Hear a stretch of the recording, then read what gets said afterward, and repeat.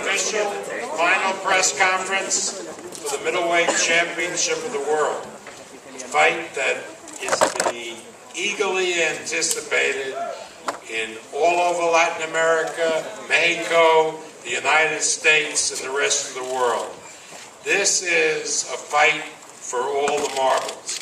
And I want to thank all the press for coming, and I want to thank all the press for getting to the essence of this fight and talking about the personalities of the fighters, the drama.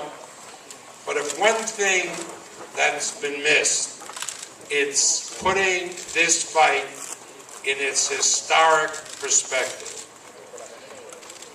Today in the press room, I ran into people I hadn't seen since the 1970s when I was promoting fights for the great middleweight champion from Argentina, Carlos Monzon.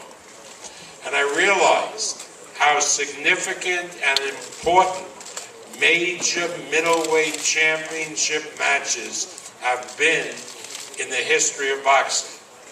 That's why when you talk about UFC, they don't have the history and the background that we in boxing have. The great fights between Ray Robinson and Jake LaMotta, Marcel Cerdan, the great Frenchman who was a middleweight champion, the great fights in Monte Carlo between Carlos Monzon and Rodrigo Valdez, twice, 1 year after another, in the stadium in Monte Carlo. Then we had the Marvin Hagler era, the great middleweight championships with Hagler and Hearns and Hagler and Leonard.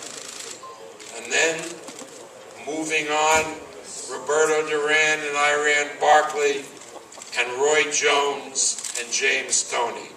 So the middleweight division really has this whole historic aura, which is part of why this event is so significant. And believe me, this fight on Saturday night at the Thomas and Mack Arena between Julio Cesar Chavez Jr.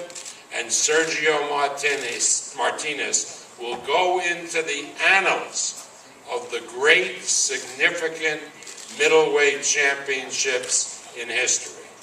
And now, to come up and say a few words, I'd like to bring up our co-promoter, who's done a terrific job in making this event as big as it is. Please welcome Lou DiBella of DiBella Entertainment.